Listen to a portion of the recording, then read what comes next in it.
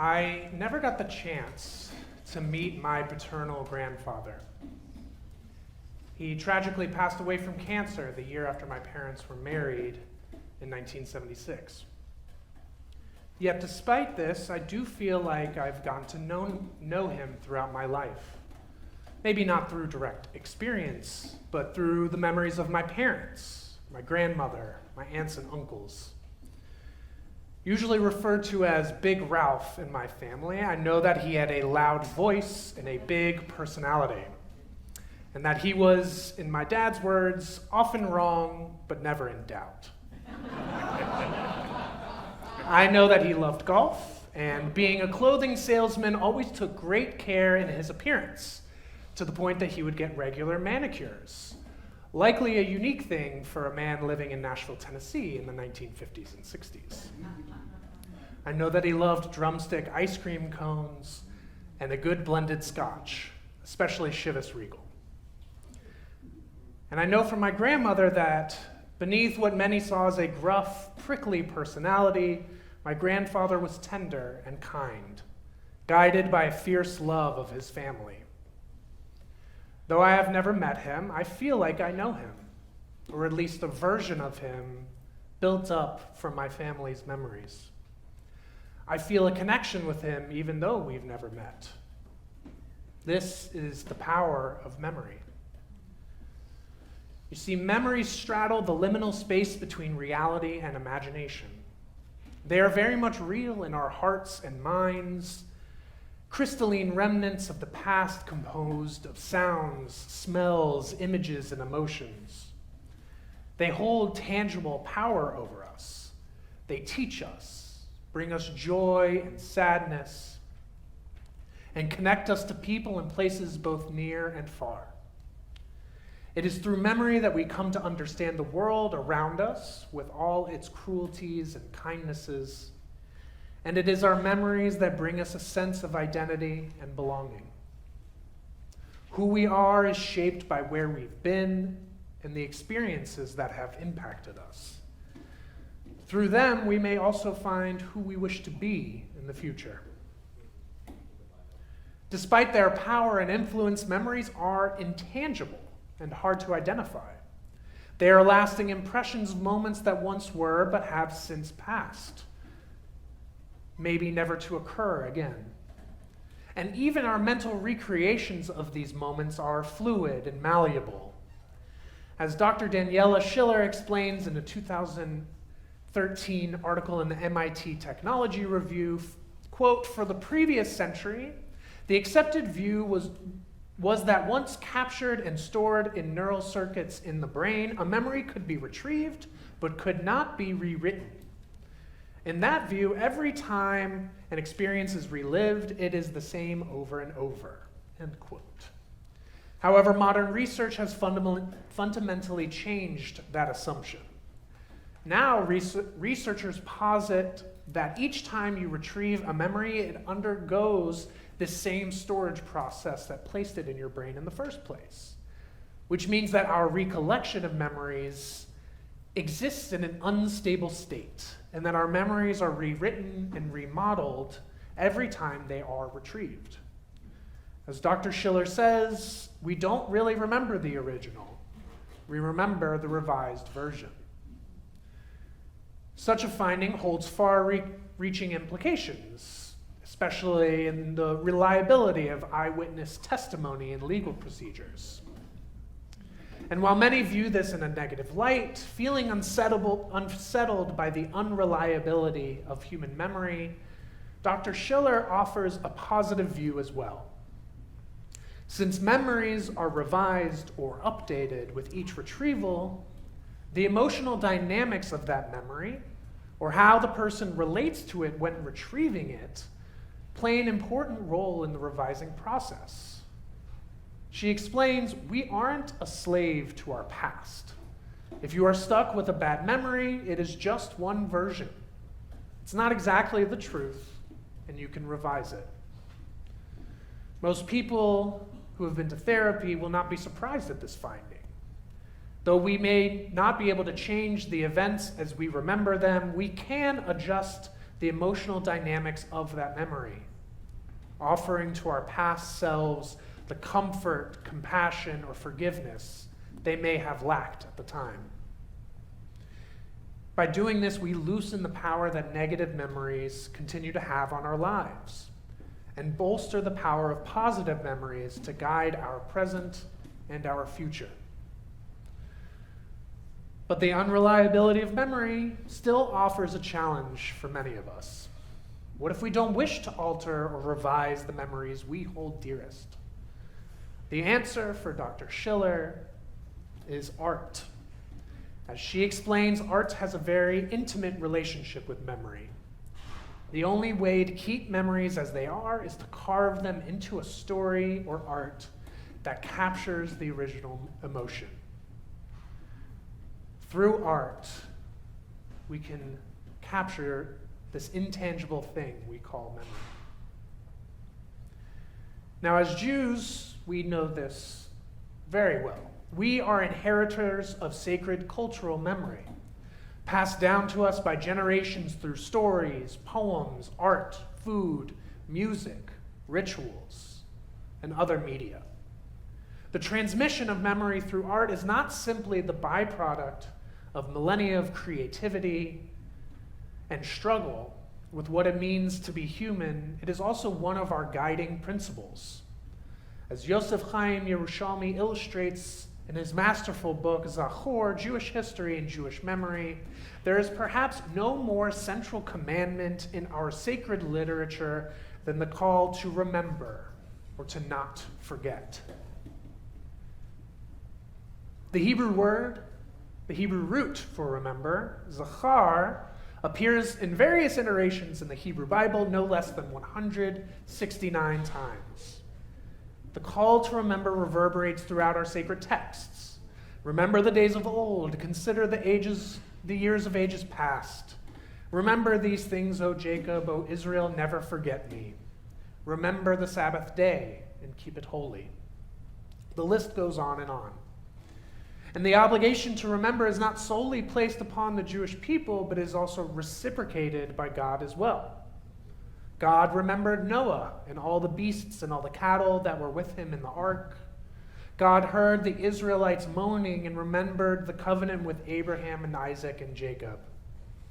Then will I remember my covenant with Jacob, and so many more. Both parties are obliged to remember, and at certain times must remind one another of this reciprocal arrangement. The call of Zachor, remember, lies at the heart of these high holy days and this day of Rosh Hashanah in particular. We use many names for Rosh Hashanah. Yom Hadin, the day of judgment. Yom Teruah, the day of shofar blasts. Yom Harat Olam, the birthday of the world. And of course, Yom HaZikaron, the day of remembrance. Infused within our observances and rituals is the call to remember, to connect our particular memory as individuals or as a community with the larger stream of memory flowing through time. This stream that connects us with generation past and generations yet to come. We call out to the universe, Zochrenu l'chaim, remember us for life, O God who treasures life. According to the sages of old, we blow the shofar in order to forcefully remind God of the covenant made long ago that is renewed by each generation in our annual cycle. As we enter the new year, all are called to remember the long and storied relationship between humanity and its creator. On Rosh Hashanah, we encounter memory on a cosmic scale. But the power of memory, the call of Zachor, is also something personal and intimate.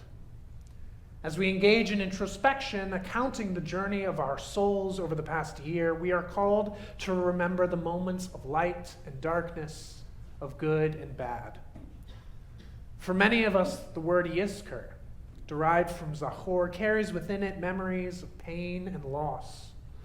It is a vessel for countless tears, a hall echoing with the cries of lament for those who have passed from this world.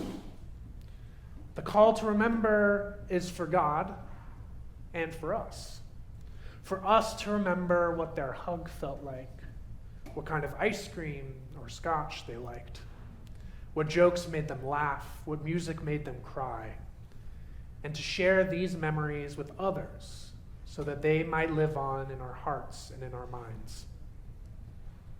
But why do we remember now? Why the special emphasis on memory on this day in particular? Of course, there are many opportunities to collect sacred memory. We have many Yizkor services throughout the Jewish year, not to mention a special Shabbat called Shabbat Zachor, right before Purim.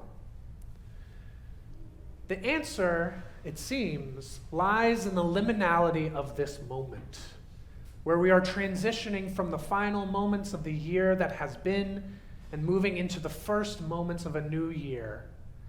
It's in these times that we are called to reflect, to remember, in hopes that our memories will guide us into a new year.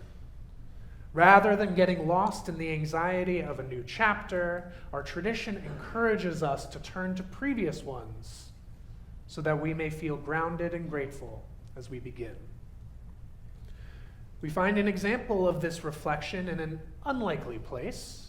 In chapter 6 of the book of Esther, King Ahasuerus is feeling anxious and uncertain about the stability of his reign. During a sleepless night, he asks that a book of remembrances, a Sefer Zichronot, be read to him. As Dr. Orit Avneri explains, the opening of the book of remembrances symbolizes the turning point, where reality is shaken and the course of events is turned in the opposite direction. The king consults his book of remembrances to draw strength and inspiration, realizing that the past is the key to deciphering the present. She goes on to write, remembering the past is both obligatory and vital. Yet memory calls for action and dynamism, for repeated remingling of the past and present existence and future challenges. Memory grounds us and leads us to action. In Jewish tradition, remembrance is always an active obligation. We bring memory actively into our lives through stories, through food, through rituals, through song, and through sounds. It is through these memories that we find our way forward. As we enter these first few moments of 5,783, we also recognize the liminal moment of this congregation. There is the celebration and reflection that comes with recognizing the 30 years of community, of love, and of holiness that Congregation Kol Ami has brought into the world. And as with any moment of transition, there may also be some fear and anxiety about what lies ahead. But as we learn from our tradition, reflection and remembrance can help guide us into an unknown. Over the past year, I've been honored to learn about these 30 years of Kol Ami, about the vibrant community that is now and the journey that it took to get here. Though I've only come to serve this community in the past year, I have come to know Kol Ami through your memories and your stories, much in the same way I came to know about my grandfather. I've had the privilege to learn about the early days at the Best Western on Sunset, covering up crucifixes for services at West Hollywood Presbyterian, breaking ground for this building, which in and of itself carries so many memories, tears and laughter, song and sorrow, mourning and dancing.